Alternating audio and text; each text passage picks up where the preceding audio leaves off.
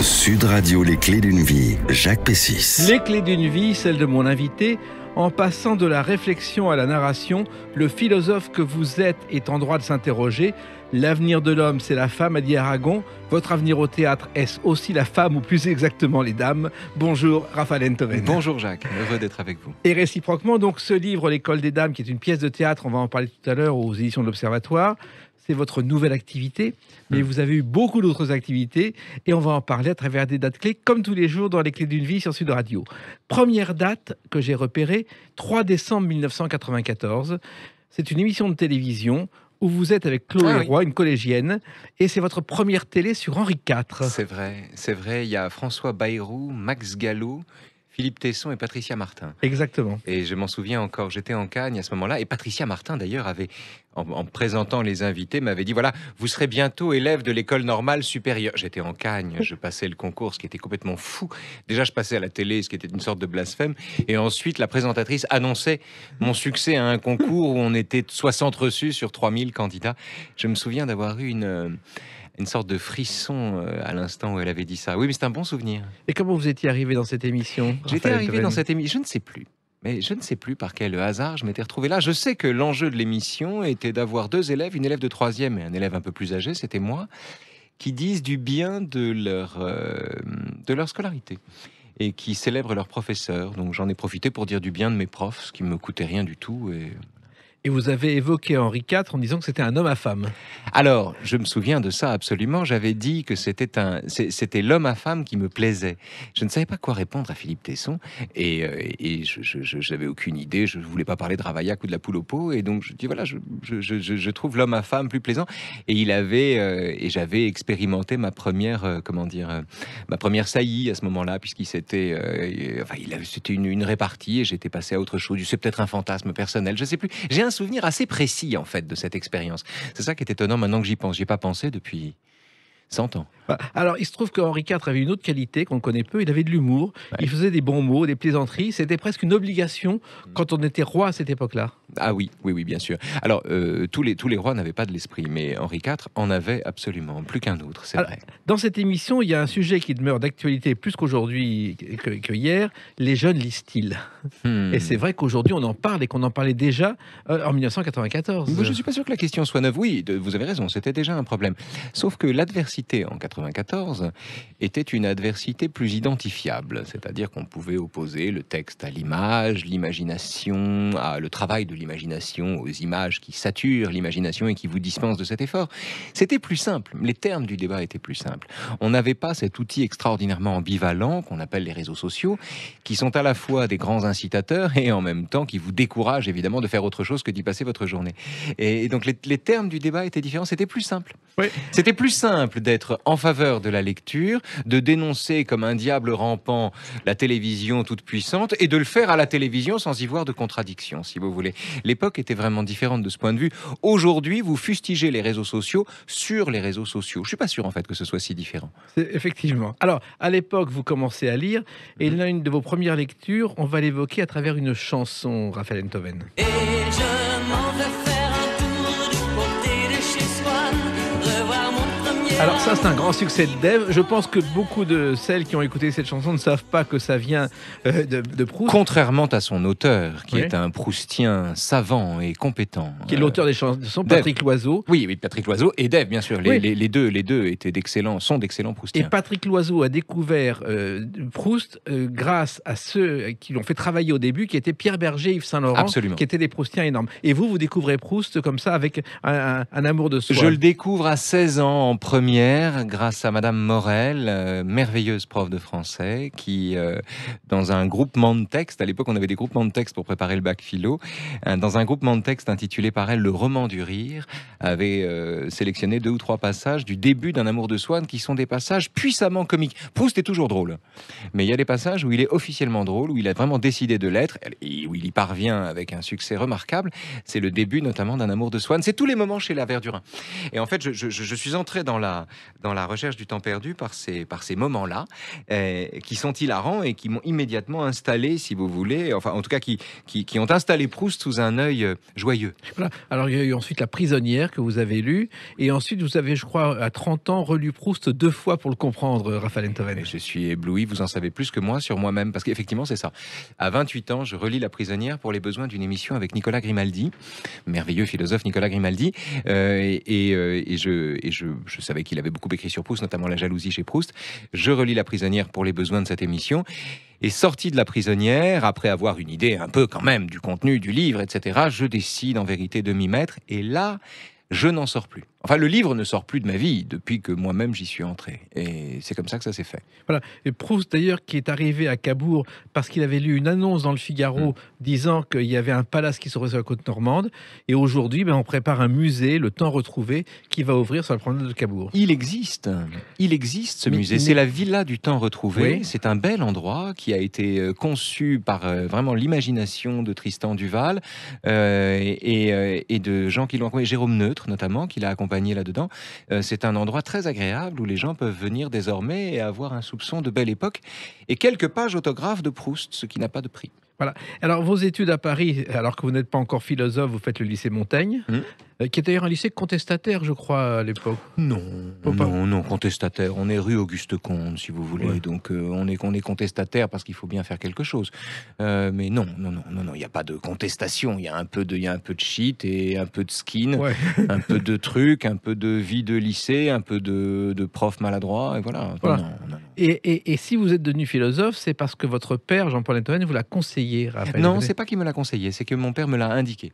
Ah, c'est pas exactement. Non, la même chose. c'est pas la même chose. Ouais. C'est mon père m'a renseigné sur ce que j'allais faire. Il me l'a pas conseillé. Il m'a pas dit si j'étais toi, je ferais de la philosophie, etc. Il m'a dit toi, tu seras philosophe. Mais pas de façon coercitive d'ailleurs. Il l'a présenté comme un constat, et donc je l'ai vécu comme une nécessité. Mais le truc, c'est que assez vite, quand même, le trajet qui m'y conduisait m'a fait rencontrer des êtres qui vous donnent tellement envie de ce que vous êtes en train de faire, qui vous apprennent tellement tant à vous approprier votre désir, qu'au bout d'un moment, vous êtes si heureux là que ce désir qu'on a fait vôtre, vous le faites vous-même vôtre, et ça devient une seconde nature et il n'y a plus de problème. D'ailleurs, si Jean-Paul Enthoven vous a dit... Mais il y a que vraiment j'insiste là-dessus, il y a vraiment parfois des oukases qui n'en sont pas, qu'on a tort de contester. Oui, et effectivement, et en plus, comme lui avait beaucoup fréquenté le philosophe, peut-être qu'il a repéré en vous le futur philosophe, celui qui avait... Non, je crois qu'il avait repéré surtout un rapport à la littérature et aux histoires qui était plus théorique que narratif, et ce qui nous valait d'ailleurs des discussions déjà intéressantes. Et c'était un décalage d'ailleurs entre nos deux façons de voir qui a ensuite perduré. Mais il devait peut-être pressentir ça, j'en sais rien. En tout cas, c'était bien vu. Alors, ensuite, le lycée Henri IV, un des plus prestigieux lycées de Paris. Ça veut dire beaucoup de travail pour arriver à l'hypocagne déjà. Beaucoup de travail, mais du travail dans la joie, dans un environnement sublime, vraiment merveilleux. Il faut que j'arrête de dire merveilleux, mais pourtant c'est le cas. Beaucoup de travail dans un environnement adorable, des professeurs excellents, et un travail dont la difficulté est soluble dans les conditions. Je dois dire, les conditions exceptionnelles de vie, de travail à ce moment-là, de climat et de curiosité. Mon seul travail, mon seul devoir, je n'avais pas à l'époque à gagner ma vie, mon seul devoir était d'apprendre le plus de choses possible, autant que possible. Alors c'était très difficile parce que j'étais dernier de ma classe en hypocagne alors que j'étais premier en terminale, mais cette humilité salutaire a été une bonne chose et j'ai adoré cette période. Et d'ailleurs, il y a une tradition au lycée Henri IV, les lauréats sont reçus avec leurs parents à la fin de l'année et obtiennent le droit de monter au sommet de la tour Clovis. Je ne sais pas si vous l'avez fait. Non, j'ai pas fait C'est ça. une tradition qui existe au lycée. C'est une tradition à laquelle j'ai échappé. Je sais pas ce qu'elle vaut. Alors, vous avez fait ensuite Normal Sup, et finalement, en étant reçu ensuite à l'école normale, c'est votre seconde émission de télévision parce qu'il y a des contestations à Sciences Po, et vous êtes à l'écran pour dire les chômeurs dehors qu'on nous laisse travailler. Incroyable. C'est un reportage sur France 3 En fait, les chômeurs avaient occupé l'école normale. Ils occupaient l'école. Et moi, j'étais tout à fait pour ça. Je sortais puisque j'habitais à l'école. Moi, j'avais une turne à l'école, donc j'avais le droit d'entrer et de sortir comme je voulais. Et l'école était vraiment ouverte à tous les vents. Il n'y avait pas de contrôle, etc. C'était très différent. C'était la première fois qu'on avait mis des contrôles à l'entrée, justement, puisque tout le monde entrait comme dans un moulin, il n'y avait pas de problème. Les chômeurs avaient occupé l'école. Et moi, qui étais solidaire, je leur apportais des paquets de cigarettes, du champagne, des trucs, etc. Et puis, seulement au bout d'un moment, ils avaient saccagé la bibliothèque. Et puis, ça, on ne le savait pas encore, surtout, le directeur avait fermé la bibliothèque. Et nous qui vivions à l'école, moi, je préparais ma maîtrise, j'avais pas du tout envie qu'on me ferme la bibliothèque, je voyais pas l'intérêt. En réalité, ils avaient raison de le faire, parce qu'ils avaient abîmé les lieux, etc. Et in fine, l'école a été fermée pour la première fois. Mais moi, j'étais hostile à la fermeture de la bibliothèque, ce qui me valait la détestation des gens qui, à l'école normale, étaient solidaires des chômeurs et considéraient qu'il fallait fermer la bibliothèque pour donner du poids et de la force à leur mouvement, comme de ceux qui étaient hostiles ou favorables, je ne sais plus, enfin des deux camps, si vous voulez, parce que ceux qui étaient favorables aux chômeurs considéraient que ça devait donner du poids, ceux qui étaient hostiles considéraient qu'il fallait les mettre dehors. Et donc j'avais l'hostilité des deux. Et voilà. Et vous avez raté l'agrégation une première fois, oui.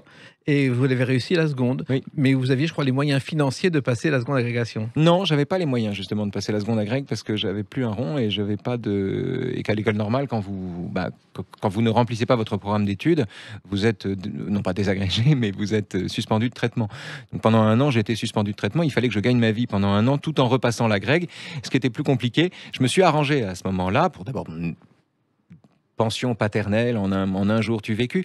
J'ai fait ce geste incroyable, c'est ce que j'avais pas fait depuis des années. J'ai redemandé de l'argent à mon père et puis je me suis mis à donner des cours dont je me suis arrangé pour qu'ils portassent spécifiquement sur les points du programme. Et de cette façon, j'ai eu l'agrég. Et ben voilà. Et ensuite, il s'est passé d'autres choses. On en parle avec une autre date, le 16 octobre 2000. À tout de suite sur Sud Radio avec Raphaël Enthoven. Sud Radio, les clés d'une vie, Jacques Pessis. Sud Radio, les clés d'une vie, celle de mon invité Raphaël Enthoven. Nous parlerons tout à l'heure de l'École des Dames, votre première pièce aux éditions de l'Observatoire. Et là, on revient au 16 octobre 2000. C'est la rentrée universitaire et vous devenez allocataire, moniteur normalien à l'Université Jean Moulin à Lyon. Ah oui, un grand moment de solitude. Absolument. Je me retrouve AMN à Jean Moulin. Alors, je suis très heureux parce que je veux être prof, c'est mon souhait absolu. Je n'aime que ça, je me vis comme prof depuis des années déjà. Et là, j'ai enfin le droit de l'être. Et je prépare mes cours, je mets toute mon âme dans les cours que je prépare. C'était des cours sur les essais esthétiques de Hume que j'essayais d'expliquer à des élèves de première et deuxième année. Et je mets toute mon âme là-dedans. Mais je découvre aussi une intense solitude. Je pars à Lyon à ce moment-là et je suis d'une solitude extrême et je me demande ce que je fous là. Tout en étant heureux. En fait, je ne suis heureux à ce moment-là que, je veux dire, sur scène, c'est-à-dire le lundi, j'avais mis toutes mes heures de cours ce jour-là. J'avais 7 heures de cours ce jour-là, je crois. J'avais tout calé et je n'étais heureux qu'à ce moment-là. Et heureux de transmettre justement aux heureux autres. Parce que vous êtes à la fac et que vous avez de bonnes conditions de travail et que j'avais des TD géniaux, j'avais des élèves sympas et que c'était formidable. J'étais moins heureux des relations avec mes collègues, j'étais moins heureux de la nécessité d'établir un ersatz de vie parallèle à Lyon pour m'adapter à ce lieu, etc. J'ai passé 2 années pour rien là-bas. Mais en revanche, l'enseignement, lui, a été pour moi, enfin, ce que j'ai réussi à faire à ce moment-là, ou ce que j'ai voulu donner aux élèves et ce que j'ai réussi à leur donner, et le lien que j'ai gardé avec certains d'entre eux, n'a pas de prix. Alors, le lien aussi, il a été très important au début avec un professeur qui s'appelait Jacques Dariulla. Oui, très important, très important.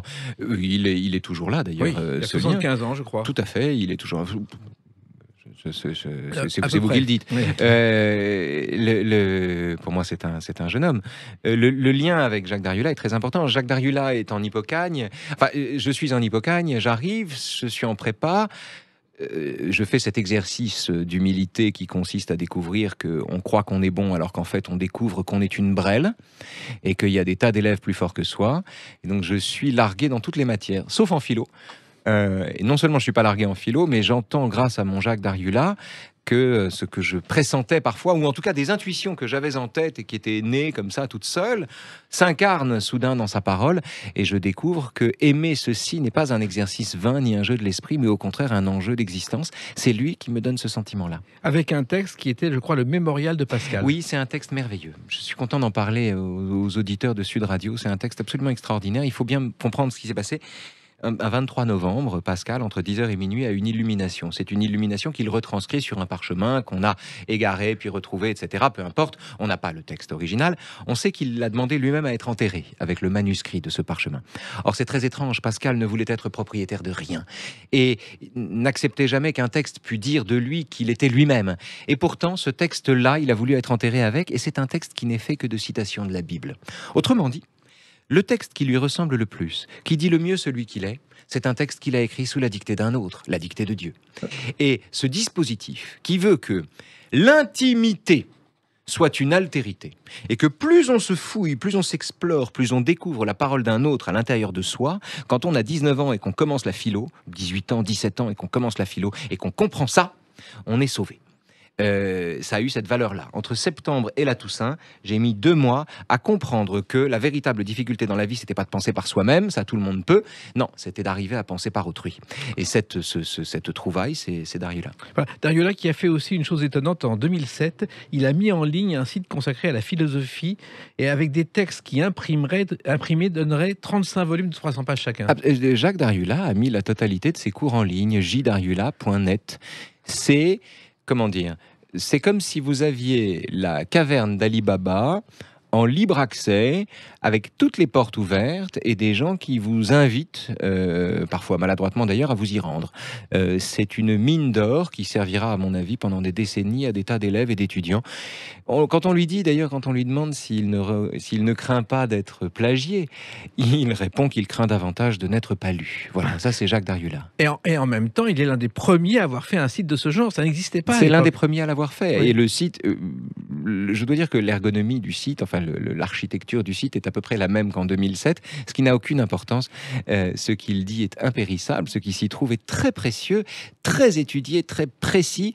Et vraiment, vraiment, j'invite tout le monde, surtout les gens qui font de la philo, qui veulent en faire, à se jeter sur cette mine de diamants.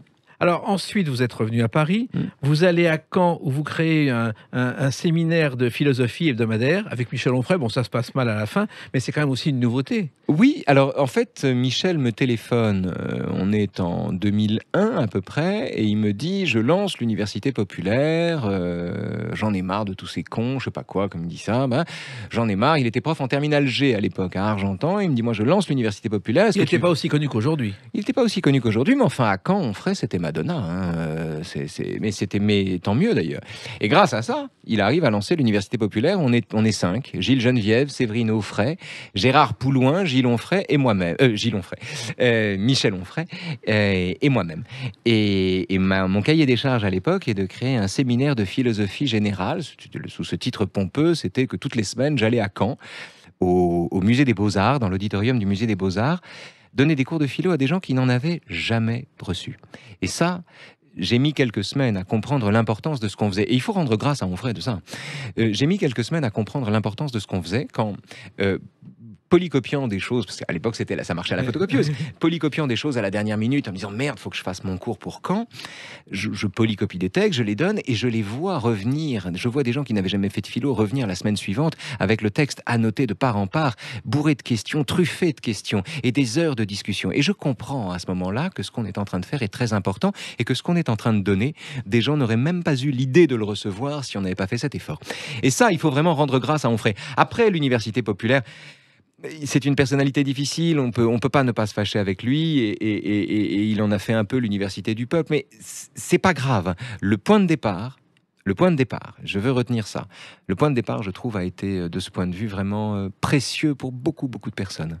Et vous dites d'ailleurs que les élèves annotaient les polycopiés, mais vous annotez vos livres aussi, oui. je crois. Oui, j'ai toujours écrit sur mes cahiers, sur mes livres. Mes livres sont mes cahiers. C'est curieux, ça. On a fini un jour par me dire que c'était un geste talmudique. C'était une façon que j'avais d'habiller les textes. Et que le Talmud, de la même façon que le Talmud se présente comme un texte enchâssé dans d'autres textes qui lui font comme une tenue, ou qui le tiennent et qui le couvrent en même temps et qui le révèlent en le couvrant, j'ai voulu penser, c'est la version rabbinique de ma démarche, que je faisais pareil. Alors, vous allez aussi... La vérité, c'est que j'écris des numéros de téléphone sur un livre. Je suis comme tout le monde. Hein. Oui, exactement. C'est ça. Mais c'est votre vie privée. Vous enseignez ensuite à Paris à Sciences Po, à Polytechnique. Et puis, il y a une école très importante, c'est l'école active bilingue Jeanne Emmanuel. Oui, c'est vrai. C'est Pour une vous- école. C'est-à-dire, c'est une école qui m'a donné la chance d'expérimenter une modalité de l'enseignement que j'avais pas testée de façon systématique, c'est-à-dire de façon organisée, et dont j'ai pu éprouver, je crois, les bénéfices pour les élèves, qui était d'enseigner la philo de façon ordonnée et structurée à partir de la seconde, et non pas de la terminale.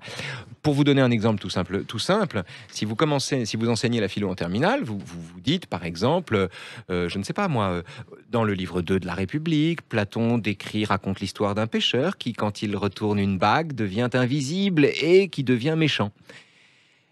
Quand vous commencez à enseigner ça en seconde, vous dites à des élèves, qu'est-ce que vous feriez si vous aviez sous la main une bague qui vous permette de devenir invisible? Seriez-vous aussi sage que vous l'êtes à l'instant?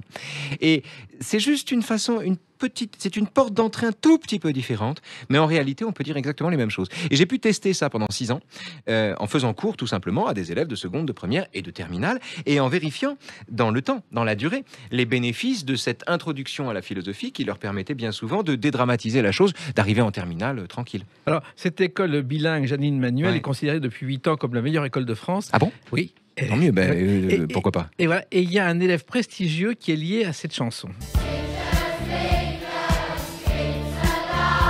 Another Brick in the Wall par les Pink Floyd, à une soirée en juin 90, après 10 ans passés sur ces bancs, Anthony Blinken, qui est aujourd'hui le secrétaire d'État de Biden, interprète cette chanson, qui est un tube des Pink Floyd. Et la chanson, c'est « Nous n'avons besoin d'aucune éducation, les profs, laissez les gosses tranquilles ». Eh bien, tout le monde l'a repris en chœur et a dansé sur cette chanson. Génial, hein. Ça m'étonne pas, ça m'étonne pas. Il faut dire aussi, c'est Roger Waters, cette chanson. Exactement. Mais oui, mais c'est quand même l'homme le plus antisémite du monde. C'est quand même étonnant. C'est-à-dire qu'on commence par refuser l'éducation et on finit antisémite. Mais ça, c'est une autre histoire. C'est notre histoire. La chanson est quand même sublime. Voilà, et cette école, que les professeurs dansent sur cette chanson, c'est un signe de liberté. C'est un signe c'est sympa. Voilà. C'est sympa, c'est bien. D'autres C'est moments dans votre vie qui ont aussi changé votre vie, et une autre date, le 23 septembre 2004. A tout de suite sur Sud Radio avec Raphaël Enthoven. Sud Radio, les clés d'une vie, Jacques Pessis. Sud Radio, les clés d'une vie, celle de mon invité Raphaël Enthoven. L'actualité, c'est l'école des dames, une pièce dont on va parler tout à l'heure, une pièce sous forme de livre. Et 23 septembre 2004, c'est vos débuts dans cette émission de télévision.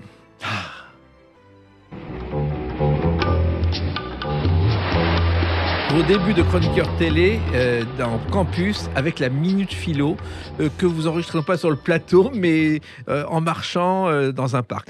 Oui. J'ai testé toutes les minutes philo, les instants philo, les petits-déj philo, les heures philo, les trucs philo qu'on peut imaginer et concevoir. C'était le premier du genre, peut-être. Oui, j'avais fait ça à l'invitation d'ailleurs de Guillaume Durand à l'époque. C'est vrai. J'ai fait ça. On a assez vite d'ailleurs abandonné la Minute Philo pour une participation en plateau, ce que je trouvais beaucoup plus intéressant et qui en vérité correspondait davantage à ce que j'avais envie de faire. Oui, mais cette Minute Philo, donc vous avez 1 minute pour faire aimer Socrate avec Ouais. un livre Socrate le sorcier. Oui. Et c'est vrai qu'en 1 minute, c'est pas évident. Et ce livre, vous n'avez pas choisi au hasard. Non, c'était le livre de Nicolas Grimaldi, Socrate le sorcier, absolument. C'était le livre avec lequel j'avais fait l'émission de radio laquelle je tenais le plus, qui était une émission sur France Culture, où j'avais invité Nicolas Grimaldi à parler de Platon pendant 2 heures. En fait, pendant 1 heure, et puis on est resté 2 heures, et finalement, on avait fait 2 émissions d'une seule. France Culture permettait ce genre de liberté. Et Nicolas Grimaldi, dont je partage pas la lecture, mais dont j'admire tant l'élocution et qui me fait penser à Jean Kelevitch, Nicolas Grimaldi m'avait offert ce jour-là vraiment l'émission la plus géniale qu'on puisse faire, je crois, sur la question du désir chez Platon. Et donc, je voulais, moi, ma Minute Philo, on fait avec ce qu'on a, si vous voulez. Moi, j'avais ça en tête, j'avais ce livre en tête, il m'avait porté bonheur et j'avais envie de le garder et de lui donner sa chance sous la forme d'1 minute à la télé. Alors Socrate avait beaucoup d'humour, c'est ce qu'on ne sait pas Oui, toujours. il avait de l'ironie, plus que de L'ironie. l'humour. Et un jour, sa femme, qui s'appelle Xantippe, elle a 30 ans de moins que lui, elle est célèbre pour son caractère, disons, diabolique, et on demande pourquoi il l'a épousée, et il dit « J'aime apprendre tous les jours d'une personne avec un si mauvais caractère ». Oui, absolument. Et puis, le jour jour de sa mort. La légende veut que Xanthippe soit venu voir Socrate et lui dise « Mais mon mari, tu vas mourir, tu vas mourir. » Il dit « Écoute, femme, laisse-moi tranquille, j'ai de quoi, j'ai peu de temps, justement, il faut que je discute avec mes disciples. » Et elle lui dit « Mais comment tu vas mourir, toi, le meilleur des hommes, tu vas mourir alors que tu es innocent. » Et là, il la fusille du regard et lui dit « Et quoi utile, mieux valu que je mourusse coupable. » Ce que je trouve formidable. Alors, le métier de Mais c'est la première mégère de l'histoire de la pensée, oui. C'est vrai. Raphaël Enthoven, le métier de chroniqueur télé, c'était pas votre plan de carrière au départ. Non. Mais mon plan de carrière était celui de pédagogue. Enfin, plan de carrière. Le seul plan que j'avais, en réalité, était celui de pédagogue. La seule chose que je savais, c'est que je serais à cet endroit de l'intercession, de la position de celui qui reçoit un savoir et qui est en charge de le transmettre. Je serais filtre. Je voulais faire ça. Je voulais être prof. Et sur tous les supports, j'ai voulu et tenté de l'être. Je suis plus réservé aujourd'hui, c'est peut-être un effet de l'âge, sur les vertus de cet exercice, ou en tout cas j'ai moins, moi, l'énergie de le faire, c'est-à-dire moins le souci de convaincre désormais que de tourner en dérision les choses. Et ça, c'est parce que l'époque change. Mais pendant très longtemps, l'enjeu, c'était ça. La position du pédagogue, la position de l'intercesseur, c'est vraiment la position que les réseaux sociaux détestent. C'est la position parce que ce qu'on a appelé l'ubérisation, c'est vraiment le fait d'enjamber les filtres et de considérer qu'on gagne en liberté en se dépouillant d'un prescripteur ou en se dépouillant d'un intercesseur ou d'un interprète. Je suis l'interprète dont l'époque veut se dépouiller pour conquérir plus de liberté. À mon avis, c'est de la servitude volontaire. Mais enfin, on est exactement, les profs notamment, à cet endroit-là. Oui, mais en même temps, parler de philosophie à la radio ou à la télé, c'était pas évident voici 15 ans. Non, c'était pas évident. France Culture permettait ça. Oui. France Culture qui était précurseur. France Culture, c'est la JOCR de ce qu'on fait de mieux à la radio, c'est-à-dire que, ou de ce qu'on fait de plus libre ou de plus innovant. C'est toujours pareil, c'est-à-dire que c'est là que les choses se créent. Et je dois dire que Culture, en pleine rentrée littéraire, me disait, vas-y, fais ton émission sur Maître Eckhart, parle-nous de la mystique rhénane, parle-nous de la critique de la raison pure, il n'y a aucun problème. Je suis entré dans la radio avec le sentiment que la radio était non seulement un monde parallèle, mais un espace-temps parallèle, et qu'on pouvait échapper à l'actu. Et les réseaux sociaux, pour vous, c'était une manière au départ de toucher les jeunes, de leur apprendre quelque chose. Non, les réseaux sociaux, c'était... en fait, j'y étais pas du tout au départ. Moi, j'étais sur l'Aventin de France Culture. J'étais dans cette stratosphère à la fois pertinente et confortable, si vous voulez. Et quand je suis entré dans l'arène pour des raisons de vie, que je me suis retrouvé à travailler à Europe 1, j'ai découvert deux choses. D'abord, la nécessité de s'y trouver, parce que si nous n'étions pas là, c'était la loi de la nature, la loi de la jungle, et que donc il fallait s'y trouver pour instaurer 2 ou 3 limites, ou créer dans la mesure du possible 2 ou 3 espaces un peu homogènes et un peu limités, où les gens se tiennent.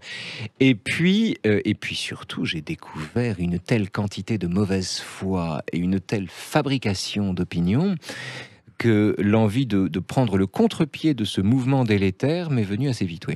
Alors, il se trouve que je me suis un peu renseigné, je ne sais pas si vous le savez, le premier philosophe à avoir parlé de la radio, c'est Brice Parrain en 1930. Ah. Oui, un philosophe, il a étudié l'évolution des mouvements intellectuels de son époque, et il a dit la radio, ce sont les postes récepteurs, il y aura un jour des postes émetteurs, chacun pourra appeler n'importe qui dans le monde et lui répondre s'il en a envie. Donc il a imaginé les réseaux sociaux avant la lettre. Ah oui, alors les réseaux sociaux, avant Brice Parrain, je découvre cette citation, ont été pensés par Leibniz. Bien sûr. C'est-à-dire l'idée d'une réticulation universelle du monde et du sentiment que tout serait tissé. En un sens, comme il dit, la vie est un songe plus ou moins lié. Ce lien, l'idée de ce lien universel et de cette causalité générale, c'est Leibniz. Le premier penseur du réseau social et de la célérité des réseaux sociaux, c'est Leibniz. Mais au-delà de ça, bien sûr, Nietzsche, après lui, avait prédit à la fin du 19e que sous l'effet, sous la pression des moyens de communication, des groupes se formeraient qui transcenderaient les nations. Donc, le réseau social est neuf dans sa puissance, mais il est antique dans le désir qu'on en a. Oui, c'est pour ça que ça prend tellement d'air. Ça prend beaucoup de choses, et surtout, ce n'est pas facile à gérer parce que on vous attaque, vous répondez. C'est presque une tradition maintenant. Vous faites partie de ceux qui sont souvent attaqués sur les réseaux sociaux. C'est pas facile à gérer, ça, non? C'est plus facile à gérer que l'indifférence. Je connais des gens, par exemple, qui aimeraient tant sur les réseaux sociaux faire du bruit. et qui n'y parviennent pas. Ceux-là ont une souffrance. Et il ne faut pas croire que ce genre de souffrance ne se voit pas. C'est plus facile à gérer que l'indifférence. Et c'est aussi une excellente esquive. Vous savez, les affrontements qu'on se donne vous permettent d'en esquiver d'autres. Oui. Donc, si je me bagarre sur les réseaux sociaux, c'est aussi que je dois certainement, d'une manière ou d'une autre, y trouver mon compte. Oui. Sinon, j'en partirai. Voilà. Et vous y êtes, et quelquefois, vous constatez, comme beaucoup d'autres, les fautes de français, les fautes d'orthographe. Ah oui, j'aime bien faire ça. J'aime bien faire ça parce que ça me paraît très important en vérité. Et que surtout, nous vivons une époque de... Le procès d'intention a pris tant de place, si vous voulez, que quand vous utilisez la rationalité, on vous accuse de vous servir d'un outil de domination. Quand vous dites que 2 et 2 font 4, on vous accuse d'être conservateur. Quand vous rappelez la règle du subjonctif présent, voire même imparfait, sur des réseaux sociaux, on vous accuse de mépris de classe. C'est exactement le contraire. C'est exactement le contraire. Je me fais une très haute idée des gens avec qui je discute et je considère que ce genre d'objection est recevable. Ce qui donne des dialogues surréalistes. C'est pas très grave tout ça. C'est pas très grave. C'est pas très important non plus. Ce qui est important en revanche, me semble-t-il, c'est de ne pas baisser les bras et de ne pas livrer cet espace à la jungle et à la violence et à l'identitarisme, c'est-à-dire au sentiment, au désir qu'on a de se prendre pour son opinion. Alors, il y a aussi une chose importante, c'est que la philosophie, aujourd'hui, il faut se servir de l'actualité pour aller vers le futur. Et l'actualité, c'était pas au départ votre but, mais finalement, vous y êtes. Oui, et j'ai découvert en travaillant l'actualité pour les besoins d'une émission sur Europe 1, entre 2015 et 2018, mon travail consistait à me servir de l'actualité pour faire de la philo. Et j'ai découvert en le faisant, et ça m'arrangeait de le découvrir, mais le fait est que ça m'a sauté aux yeux, qu'en fait, les questions d'actu, celles du jour, ne sont jamais des questions neuves. Rien n'est plus répétitif que l'actualité. Rien ne ressemble plus à une journée qu'une autre journée où l'actu est différente. Mais elle est faussement différente. En réalité, ce sont des événements de même ampleur, commensurables, digérés par des formats homogènes. Alors que ce qui est neuf, ce sont les grandes questions dont ces événements sporadiques sont l'écho. Et donc le travail à ce moment-là à la radio devient non pas de commenter l'actu avec les grands outils de la métaphysique, parce que ça c'est faire du monsieur philo et j'aurais pas tenu 2 semaines. Non, c'est de faire vraiment de la philo, c'est-à-dire de prendre des faits apparemment anodins pour ce qu'ils sont, c'est-à-dire l'écho de grandes questions, et de faire jaillir ces grandes questions. Et c'est comme ça que l'émission a pu tenir 3 ans. Voilà. Et vous avez fait encore mieux, car vous pensiez que vos chroniques, ça durerait quelques minutes à chaque fois. Et puis un jour, Dominique Ambiel vient vous voir à Falenthoven, propose une idée que vous refusez, faire une émission de télévision de 26 minutes sur la philosophie. Oui, il me dit, on déjeune ensemble, on ne se connaissait pas. C'est Patrick Zelnick qui nous présente, à l'époque le PDG de Naïve, qui nous présente, et on ne se connaissait pas. Et Dominique me dit, il faudrait faire de la philo à la télé. Je dis, j'y crois pas du tout, ça sert à rien. Pour une raison très simple d'ailleurs, c'est que l'image parle aux yeux et qu'on parle mieux aux oreilles qu'aux yeux. Et je suis un homme de radio, donc la télé ça m'emmerde. Et en plus, j'aime pas l'image, je m'en méfie, etc. J'ai pas envie de faire ça. Il me dit, écoute, t'en fais ce que tu veux, rédige quelque chose et on le présente à Arte. On a discuté un petit peu et j'ai rédigé un truc dont l'intention était de décourager Arte de l'accepter. C'est-à-dire que je voulais quelque chose où on invite les gens selon leurs compétences et pas leur notoriété, où on puisse critiquer des images issues de la chaîne elle-même et où on fasse des plans séquences, c'est-à-dire des trucs où il y a une seule prise, comme ça les gens voient ce qu'on vit. Et c'était fait pour décourager Jérôme Clément. Et mon Jérôme Clément, voyant le projet, dit « Ben oui, ok, d'accord, allons-y ». Et je me retrouve prisonnier de mon projet, et ça fait 13 ans que ça dure. Voilà, et ça continue. Prisonnier. Attention, c'est un bonheur absolu. Faire cette émission est un régal quotidien. Enfin, quotidien, non, malheureusement. C'est un régal que je fais 16 fois par an, mais c'est un régal depuis tant d'années, renouvelé à chaque fois. Oui, mais à chaque fois avec un public tout à fait différent qui découvre la philosophie et le français. Oui. Oui, absolument. C'est une émission qui a rempli cette fonction. C'est-à-dire que des gens très différents s'y sont intéressés, l'ont abandonné. Certains ont même cru que l'émission avait été arrêtée, puis ils l'ont retrouvée ensuite. La seule chose qui n'a pas changé, c'est le présentateur et le réalisateur et l'équipe en réalité. Pour beaucoup d'entre nous, on était déjà là au début de l'émission. La première tournée, c'était en 2007. Ça fait 15 ans. Et en réalité, ce qu'on a découvert, c'est qu'en philosophie, le nombre des sujets est limité, mais leur traitement est absolument infini, et par conséquent, on a devant nous une éternité d'émissions. Il y a de quoi faire, effectivement. Alors, il y a aussi une chose, on a beaucoup parlé de vous dans les pages People à une certaine période, on a étalé votre vie privée. Comment on gère ça, Raphaël Enthoven ? Par l'expérience, quand on le fait malgré vous, c'est-à-dire quand on le fait à votre corps défendant, et qu'en plus on raconte des sottises... ce qui est courant. ce qui est courant, ça va avec. Oui. Vous avez le choix. Soit vous décidez de purger en permanence l'espace et de dire mais non, non, non, c'est pas vrai. C'est autant écrire à la totalité des personnes qui ont envie de croire quelque chose pour leur dire vous vous trompez, et les gens s'en foutent. Soit vous baissez les bras là et vous consentez à la séparation totale entre vous-même et votre image. Et vous assistez, comme au cinéma, au destin de votre image, à la naissance de votre image, en fait.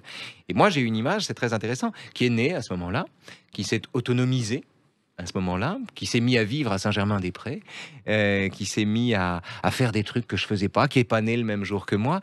J'ai assisté à la naissance de mon image. Et c'est intéressant. Et aujourd'hui, mon image mène sa vie parallèle, d'ailleurs. C'est moi qui vous parle, mais c'est elle que les gens verront. C'est toujours pareil. J'ai assisté ce jour-là à la naissance de mon image. Et j'ai accompagné cette naissance d'une volonté d'indifférence. C'est-à-dire de la volonté de la séparer de ce que j'étais. Et de fait, quand vous êtes en prise directe avec des faits qui suscitent la curiosité, et que vous avez sous les yeux la réalité de ce qui se passe, et en même temps les conneries qu'on raconte à son sujet par des gens qui croient dur comme fer à ce qu'ils racontent, vous êtes le témoin de ces deux trucs-là. Vous voyez et vous entendez. Vous voyez ce qui se passe, vous entendez n'importe quoi par des gens qui vous expliquent à vous ce que vous avez vu. Et vous êtes dans cette position-là. C'est une position tellement précieuse en réalité. Soit vous choisissez de devenir fou, soit vous choisissez d'être sage et d'en faire votre profit. Voilà. Et la sagesse permet d'écrire d'autres choses. Oui. On en parle avec une autre date, le 12 mai 2021. À tout de suite sur Sud Radio avec Raphaël Enthoven. Sud Radio, les clés d'une vie, Jacques Pessis. Sud Radio, les clés d'une vie, celle de mon invité Raphaël Enthoven, 12 mai 2021. Donc sortie de ce livre, L'école des dames aux éditions d'Observatoire, qui est une pièce de théâtre. Alors là, encore une fois, vous passez de l'enseignement à la narration. C'est nouveau pour vous. C'est nouveau. Alors, c'est pas venu avec cette pièce de théâtre, c'est venu avec mon premier roman qui était paru 6 mois plus tôt. C'est nouveau quand soudain les choses se sont imposées à moi sous cette forme-là. Pendant très très très longtemps, j'étais vraiment fixé à l'échelon de l'essai, de la démonstration, du cours d'abord, puis de l'essai. Et soudain, les choses me sont venues sous la forme du récit, puis du théâtre. Maintenant, en janvier prochain, de la fable. C'est sous cette forme-là que les choses me viennent désormais. Alors, donc, cette histoire est née, je crois, lorsque vous avez vu, je crois, dans les années 90, une pièce avec Ludmilla Michael qui s'appelle Célimène et le cardinal. C'était la suite du Misanthrope. Je vois Célimène et le cardinal. Le Misanthrope, Alceste, est devenu cardinal, ce qui est tout à fait logique d'ailleurs, ça fonctionne très bien. Et Célimène est interprétée par Ludmilla Michael. Qui a eu un Molière d'ailleurs avec cette Oui, pièce. bah, ça m'étonne pas, elle était sublime, comme toujours. Mais surtout, je découvre que, comment dire, moi j'avais une perception un peu mythologique de Molière et je me disais qu'on ne devait pas toucher à ça. Et je découvre soudain la liberté qu'on peut se donner de faire soi-même des vers et d'aller dans le sillage de Molière si ça nous fait plaisir. Et cette liberté inouïe, je me souviens, m'émerveille plus encore que le texte de la pièce qui est marrant, qui était bien, mais qui avait le mérite d'exister. Et j'ai gardé ça en tête. Et puis longtemps, j'ai été hanté par l'école des femmes, par le texte de l'école des femmes et l'envie de l'adapter en l'adaptant aux conditions du 21e siècle et à l'inversion des rapports de force. Oui, parce que 21e siècle, c'est MeToo et les réseaux sociaux. Oui, c'est pas la même chose, si vous voulez. Au XVIIe siècle, Molière peut aisément inventer le dispositif, enfin représenter le dispositif d'un vieux barbon qui séquestre une jeune fille, une jeune innocente. Si aujourd'hui vous essayez de séquestrer quelqu'un de 20 ans, si vous voulez, comme elle est sur TikTok et sur Instagram, il n'y a aucun problème. En 2 secondes, c'est elle qui vous expliquera la vie. Et donc, le dispositif est un peu différent. Et puis, en fait, ce qui est intéressant moi, j'ai le binôme Arnolphe-Agnès, célébrissime au théâtre, je lui ai substitué le binôme Colin-Jeanne. Et Colin, c'est Pygmalion, mais c'est le Pygmalion ambivalent. C'est-à-dire qu'il a tout donné à sa Galatée, mais il veut pas qu'elle le dépasse. Et donc le voilà prisonnier désormais d'une créature qui, comme à Frankenstein, lui échappe. Oui, parce que bon, je crois que grâce à lui, elle a eu un Molière. Non.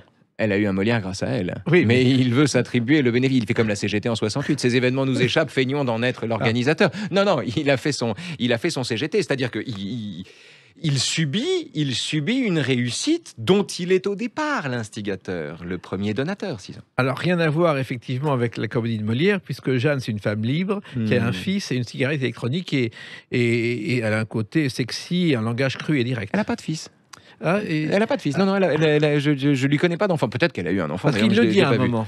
Non. Ah, si. Non, non, non, non, Ah, non, bah, non, alors, c'est un malentendu. Peut-être. Bon.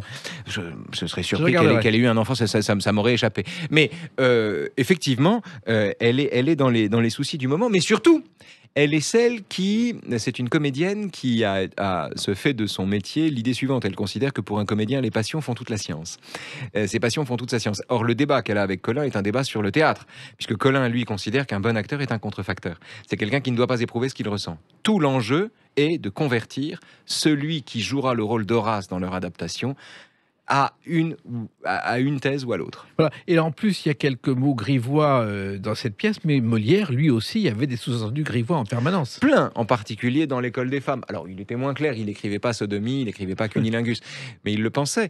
Et surtout, ce qui était très fort avec Molière, c'est qu'il était le porte-parole à la fois du mari cocu qui trouve que l'époque fait n'importe quoi, et de la femme qui se libère et qui considère qu'aucun père ni mari n'est fondé à imposer quoi que ce soit à son existence. Et alors que tout le monde dit que Molière est macho, vous dites qu'il est féministe. Oui, et non seulement je dis qu'il est féministe, mais je trouve très important de reconnaître qu'il l'est. Parce que rien dans son identité, rien dans son idiosyncrasie, comme on dit, rien dans sa trajectoire ne le porte au féminisme. Ne le porte à donner la parole, à créer des personnages comme Agnès, Angélique, Armande ou Philaminte. Rien ne le porte à produire ça. Et pourtant, il le fait. Ce que je veux dire, c'est que de la même manière qu'en vertu de la théorie du genre, on n'a pas forcément le genre de la forme de son sexe, le destin que nous réserve la forme de son sexe, au XVIIe siècle, un mâle blanc, comme on dit, un mâle blanc quinquagénaire et cocu, pas quadragénaire et cocu, peut se faire le porte-parole du discours le plus libératoire qui soit. Et consentir à ça, reconnaître ça, serait à mon avis une grande victoire. Et on découvre en lisant l'École des Dames, Raphaël Enthoven, que vous connaissez parfaitement Molière depuis longtemps. J'ai appris à lire en lisant Molière. Moi, j'ai appris à lire en lisant Molière, La Comtesse de Ségur et Tintin. Ce sont mes trois référents natifs, ce sont mes trois alphabets. Molière, j'ai fait le malin pendant longtemps, mais là encore, j'étais tellement sidéré qu'on put écrire en vers. Quand j'ai découvert ça, je me souviens. Je lisais Le Misanthrope, j'y comprenais rien, mais je m'arrêtais sur le dernier mot et je trouvais miraculeux que le dernier mot suivant coïncida avec celui d'avant. J'en revenais pas. J'ai appris comme ça.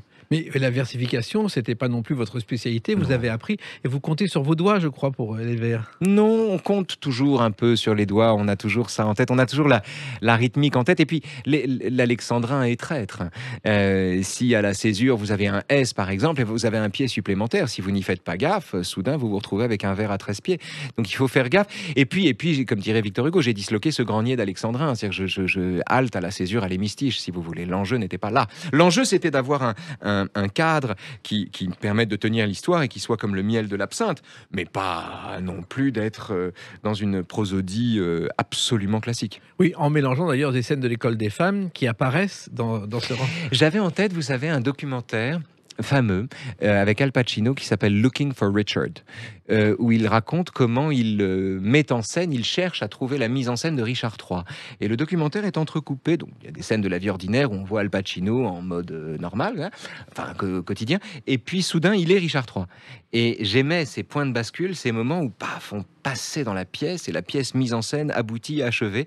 Et ce mélange des deux m'a semblé une chose magnifique. J'ai voulu faire, si j'ose dire, la même chose, c'est-à-dire intercaler l'école des femmes elle-même à l'intérieur du désir de la répéter.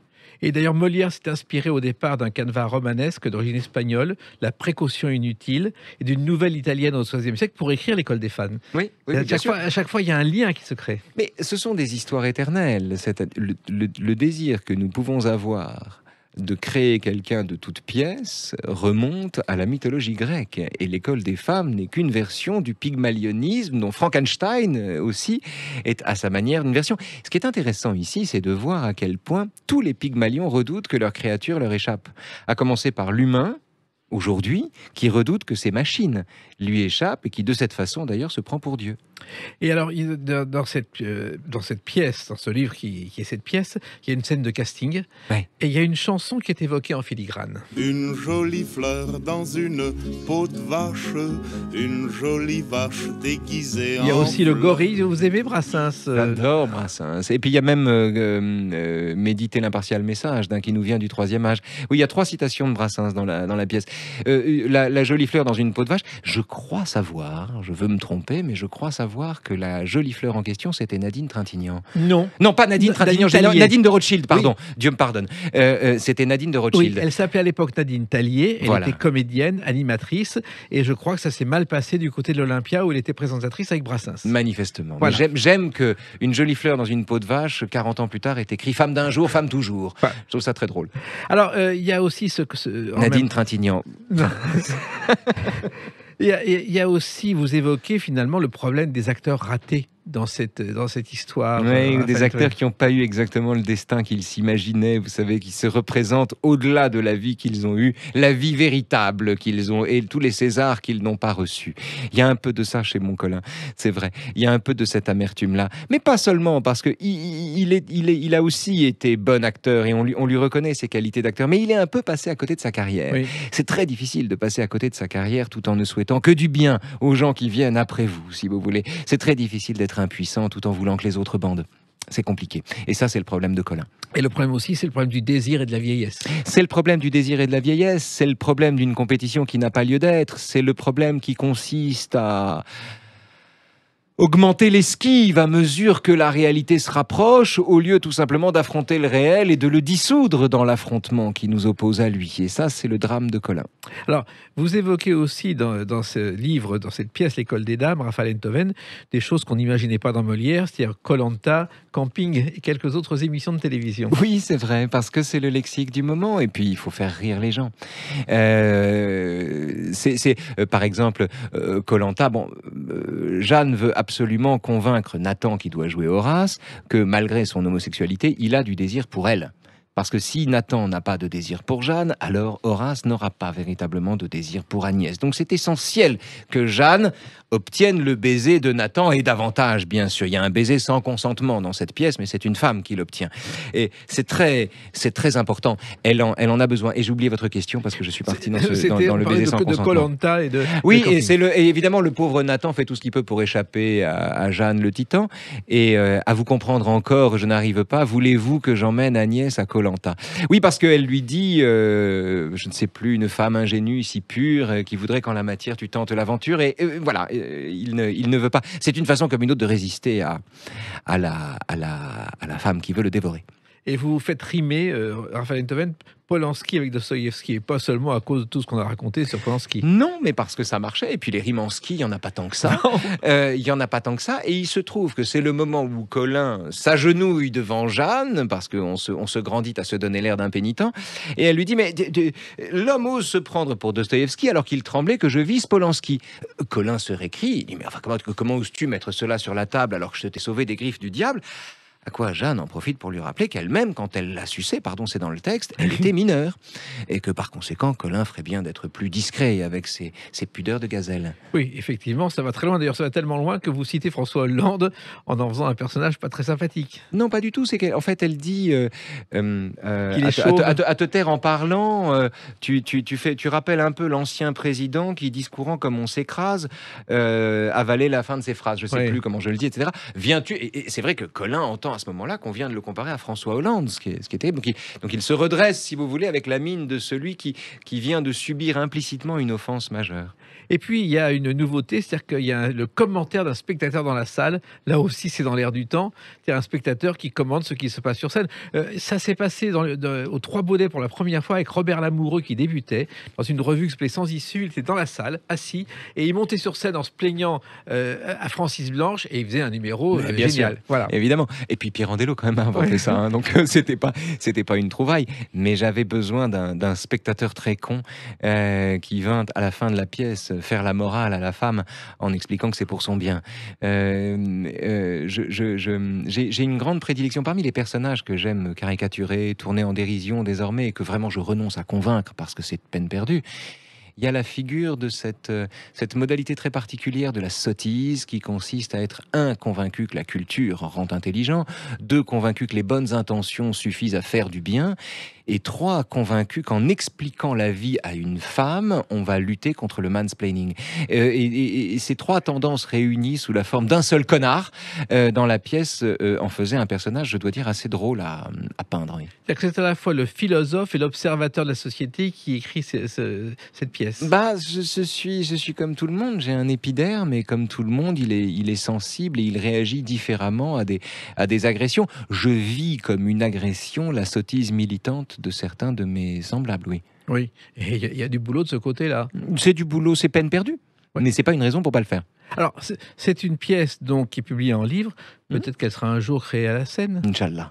Vous avez envie de le faire? J'ai envie de le faire. Je l'ai écrite en voulant la mettre en scène, en l'imaginant. Donc je voudrais la mettre en scène, je voudrais prendre mon temps et le faire proprement, mais j'ai tout à fait ça en tête, oui. Oui, et la mise en scène aussi, c'est un nouveau métier pour vous. C'est un tout à fait nouveau métier. D'ailleurs, c'est la raison pour laquelle il ne faut pas, dans ces cas-là, être seul à la manœuvre. Je pense que je serais assisté de quelqu'un de plus compétent que moi.